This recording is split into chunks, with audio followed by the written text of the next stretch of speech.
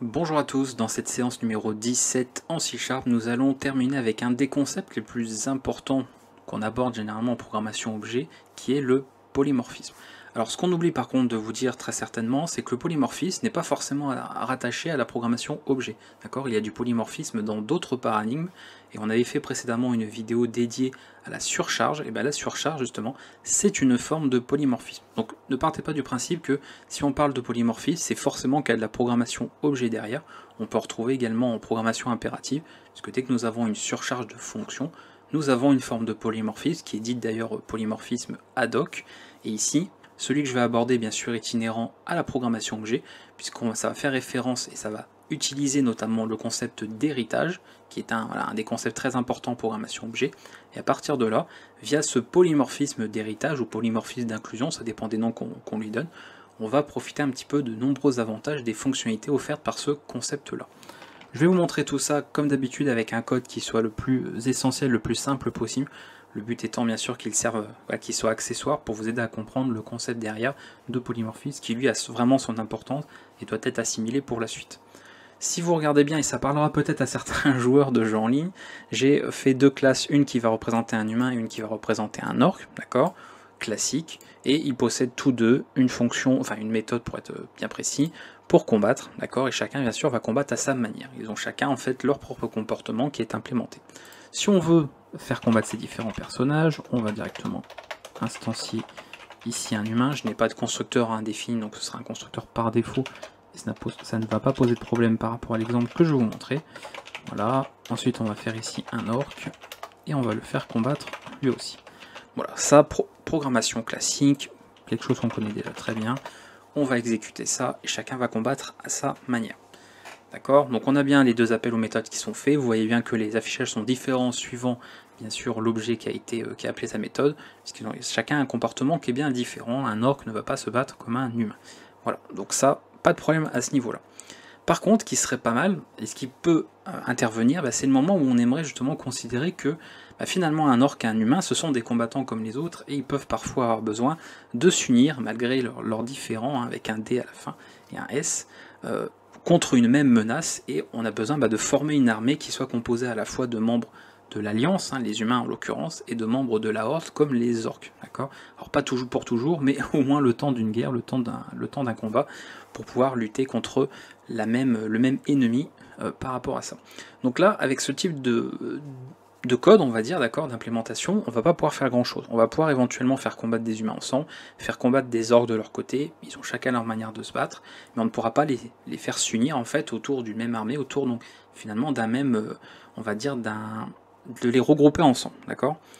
Si on voulait faire ça, la meilleure chose qu'on aurait à faire, et c'est un concept, enfin c'est un petit concept qu'on verra prochainement dans la vidéo suivante, à savoir les tableaux, d'accord ? On parlera des tableaux, et les tableaux vont nous permettre par exemple de créer un ensemble de données, par exemple un tableau de nombres, un tableau de chaîne de caractères, ou pourquoi pas ici on aurait par exemple un tableau d'humain ou d'orque, pour en avoir plusieurs. Alors là, je ne vais pas pouvoir faire ce genre de choses, parce qu'automatiquement, encore une fois, ils appartiennent à deux classes différentes, ils ont donc un comportement différent, et c'est assez embêtant à ce niveau-là, d'accord ? Donc si je veux, alors ce que je vais vous montrer là très rapidement, ce n'est pas à retenir, parce qu'on le verra dans la séance prochaine, mais je peux m'amuser à créer un tableau, par exemple, sous une forme, alors je vais même lui mettre un type, je ne vais pas forcément lui indiquer un type, par exemple des humains, donc je vais faire un tableau d'humains, d'accord ? Je vais créer une Humans Army,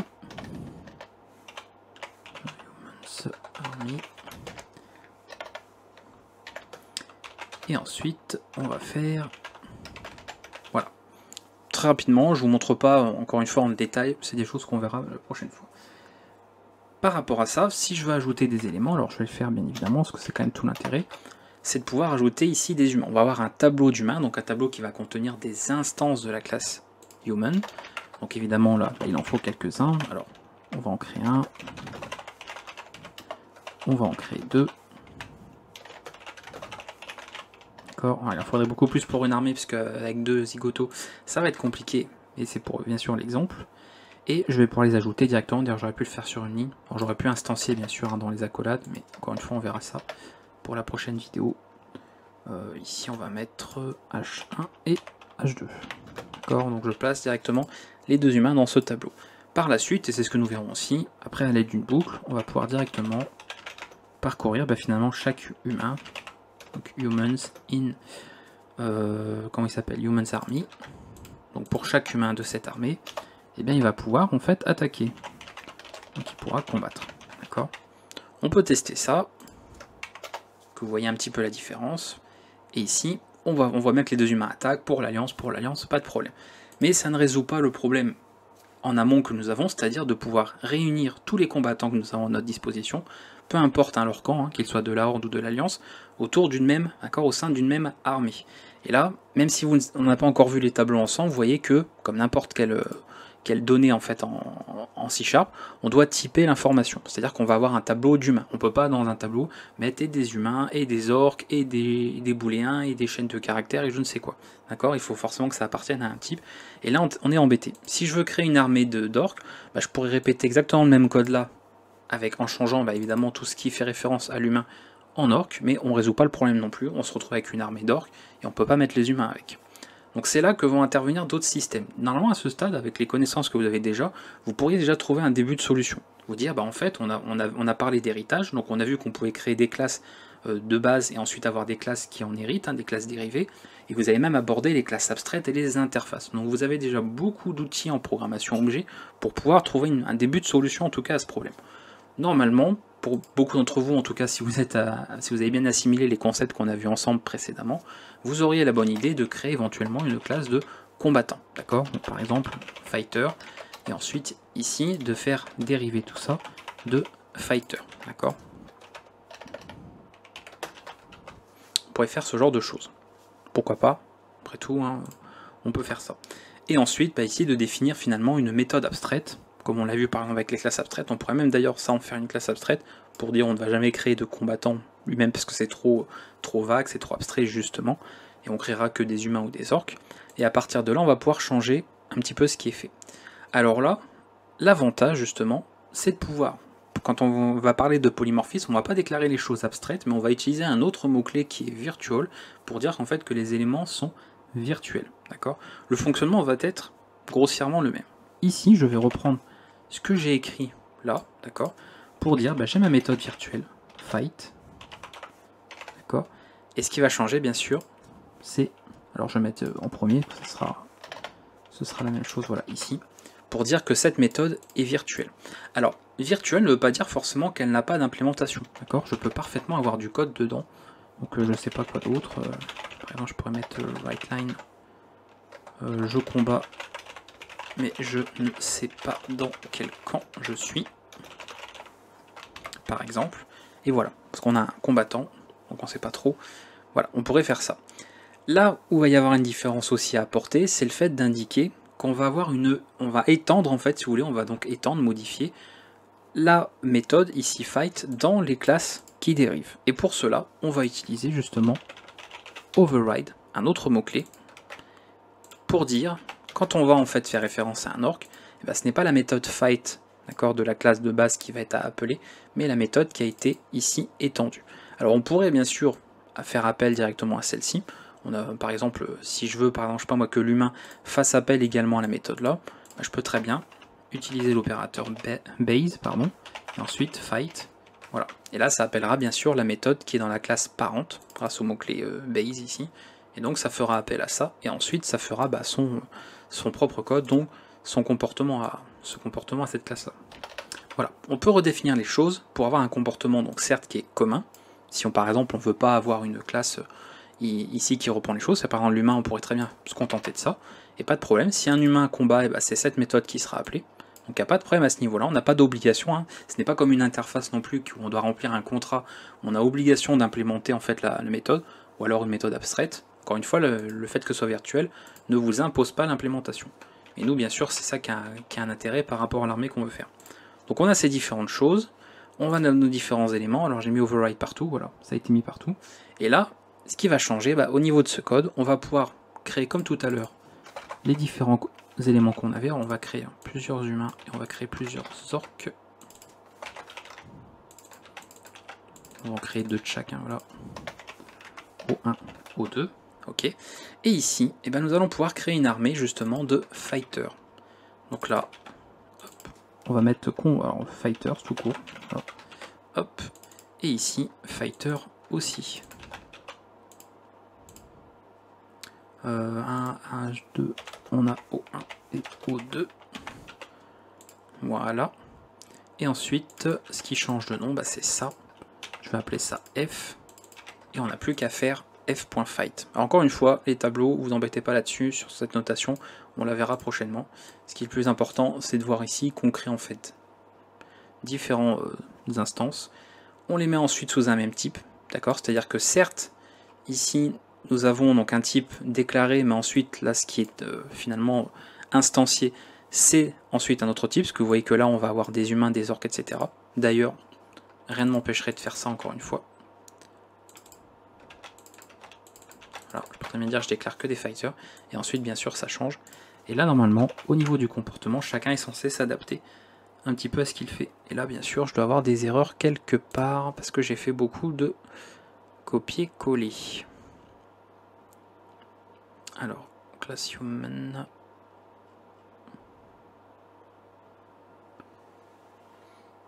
Ouais, je préfère généralement.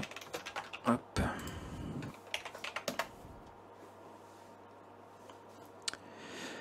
Une directive. Il me trouve pas fighter. Ah, parce que j'ai fait une erreur quelque part, oui. Regardez, hop, il manque un petit H ici. Forcément, rien comprendre. Ok. Donc voilà, pour l'alliance, pour l'ordre, chacun, d'accord. Maintenant, on peut faire partie d'un même groupe et va pouvoir combattre, d'accord, ensemble. Alors, là, c'est un exemple parmi tant d'autres, mais il faut comprendre que là où c'est intéressant, il faut toujours penser en fait à plus loin que ce que vous écrivez. C'est-à-dire qu'on a souvent tendance, quand on débute, à écrire le code de manière fixe et ne pas se projeter en fait dans l'usage, d'accord, qu'il y aura ensuite de ce code. C'est-à-dire que là, on va se dire, ok, bon, on crée des combattants, d'accord. On a donc un ensemble de combattants, on crée éventuellement des classes dérivées, pas de problème. Le souci, c'est qu'à l'exécution, donc durant en fait l'utilisation de ce code-là, vous ne savez pas à l'avance quel type de combattant sera effectivement appelé, quel type de combattant va combattre. C'est-à-dire qu'à tout moment, si par exemple ici je veux créer une autre classe,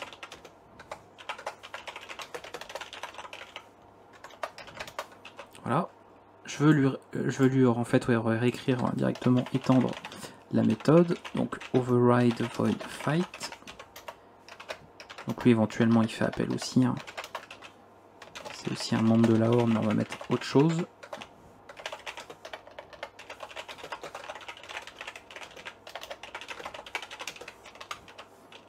Il me manque quelque chose, là. Il met des couleurs bizarres lui.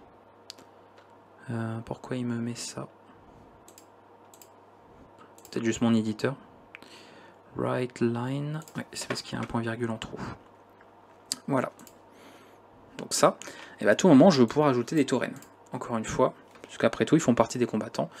Donc si à tout moment je rajoute un ici,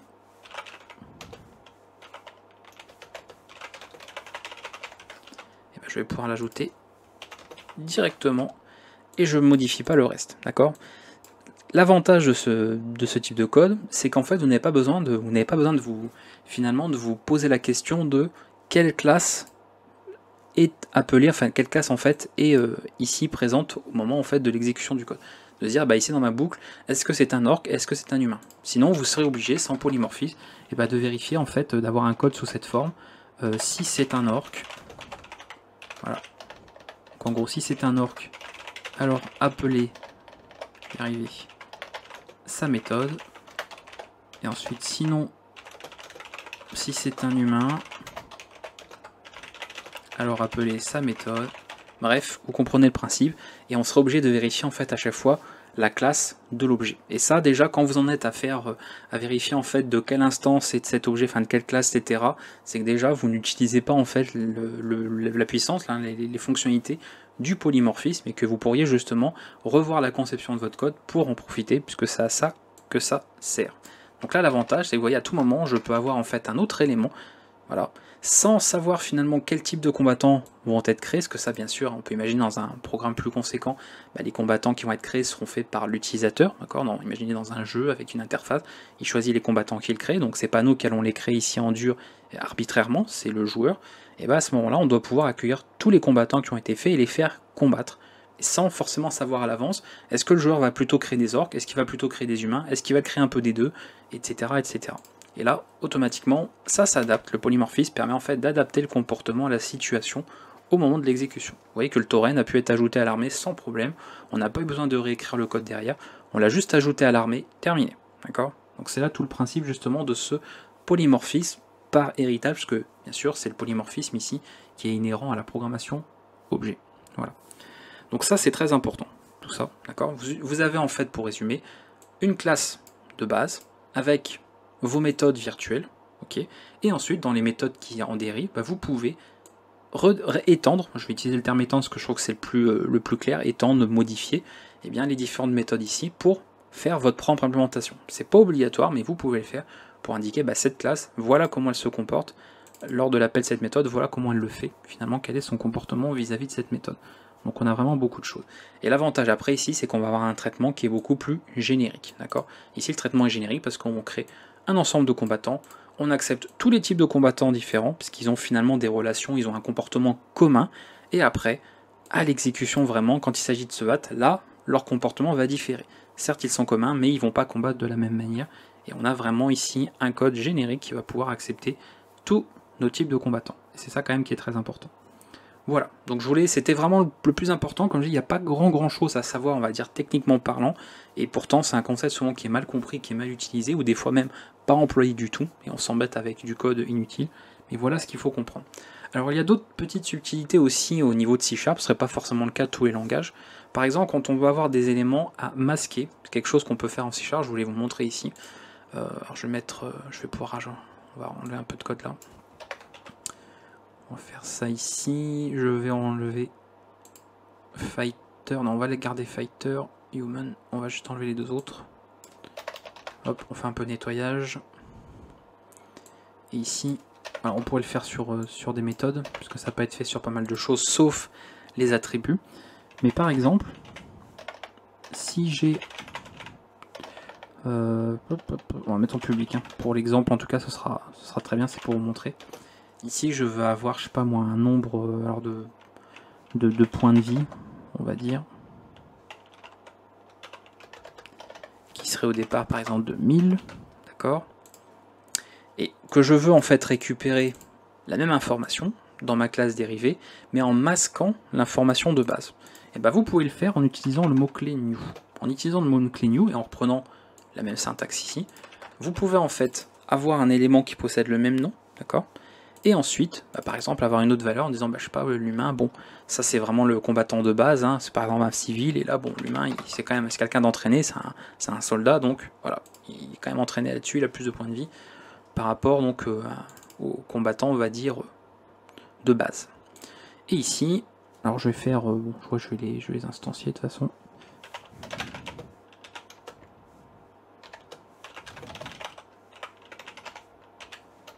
Voilà, ensuite on va juste faire ça.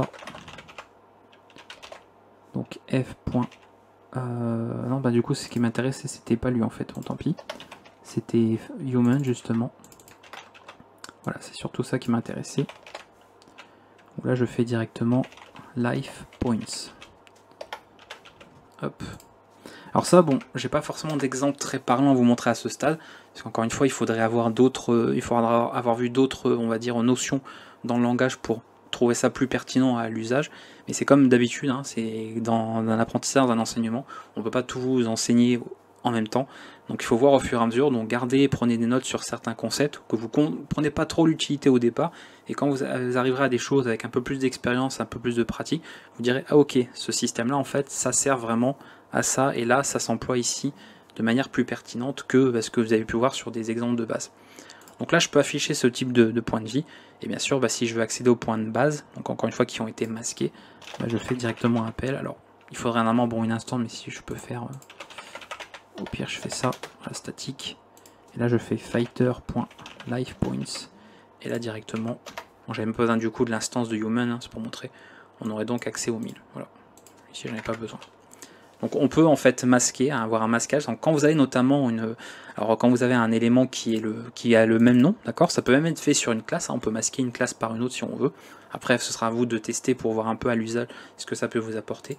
Et bien avec le mot-clé new, vous pouvez en fait avoir un masquage de l'élément de base pour pouvoir en fait en créer un ici. Donc ça change complètement. Alors attention, je précise, c'est vraiment quelque chose qui est contraire à l'override, d'accord. Ne vous amusez pas à faire ce genre de choses, puisqu'en fait ces éléments sont vraiment contraires, d'accord. Là on va étendre en fait un comportement qui existe déjà de manière de base, alors qu'ici en fait on va masquer, d'accord, et on va définir finalement quelque chose de nouveau. Donc c'est vraiment un usage un peu spécifique. Je vous montre ici parce que de toute façon je n'aurai pas une vidéo à faire juste sur cette syntaxe, mais éventuellement on la reverra dans d'autres vidéos plus tard, dans des cas un peu plus pertinents. Et pour terminer, autre point aussi, quand on fait justement cette petite extension, d'accord, de comportement, c'est de pouvoir terminer. C'est-à-dire que on va revenir sur un exemple de tout à l'heure. Hein. On va faire public virtual void fight, d'accord. Et ici, admettons, alors je vais pas mettre, je vais rien mettre dedans. Si on veut pouvoir se dire, ici human, il va avoir une version, d'accord, une étendue de la méthode fight, mais qui ne pourra pas être étendue elle-même, d'accord. En fait, se dire, c'est la dernière extension, d'accord, de ce comportement. Et vous pouvez utiliser le mot-clé sealed, qu'on avait déjà vu pour les classes, il me semble, j'espère que je ne confonds pas avec une autre formation, parce qu'il y a tellement de cours que je peux peut-être me mélanger un peu les pinceaux, qui veut dire en fait que c'est verrouillé, d'accord. Et donc ici, voilà, on ne pourra pas s'amuser en fait à étendre cette méthode là de human, d'accord, elle est verrouillée, c'est la dernière en fait extension qu'on peut faire. Donc vous pouvez utiliser ce mot là pour dire qu'on ne peut pas étendre, comme on l'utiliserait par exemple comme on aurait ça pour une classe, pour dire cette classe elle ne pourra pas en fait être dérivée parce que c'est la dernière classe, donc c'est la classe au plus bas en fait de la hiérarchie d'héritage. Voilà, on peut bien sûr utiliser ce mot là pour des méthodes, ça fonctionne très bien et c'est assez lié justement au polymorphisme. Voilà, donc ça c'était vraiment les petits détails de la fin, mais encore une fois le plus important c'est ce que je vous ai montré au début, avec l'utilisation de l'héritage, vous définissez des méthodes virtuelles, et ensuite dans des classes dérivées, si vous le voulez, c'est pas obligatoire, vous pouvez étendre les comportements des méthodes virtuelles en utilisant le mot-clé override, pour pouvoir justement modifier ces comportements-là, et ça vous permet ensuite d'avoir un code le plus générique possible, d'accord, en amont, et de faire ce qu'on a fait tout à l'heure par exemple, créer un tableau d'éléments on va dire génériques, et ensuite on met un petit peu ce qu'on veut dedans, tant qu'ils ont un comportement commun. Alors vous en faites pas des tableaux, c'est le sujet de la prochaine séance, donc c'est pour ça que je voulais garder cette idée de tableau, parce que comme ça me fait mes transitions entre chaque séance. Donc pour la prochaine vidéo, vous savez à quoi vous attendre, on parlera des tableaux en C#, on verra comment ça s'utilise, ce sera très simple aussi. Et s'il y a des questions par rapport à ce que je vous ai tout ce que je vous ai enseigné ici, ce que je vous ai partagé, n'hésitez pas, et on se retrouve pour une prochaine vidéo. A bientôt.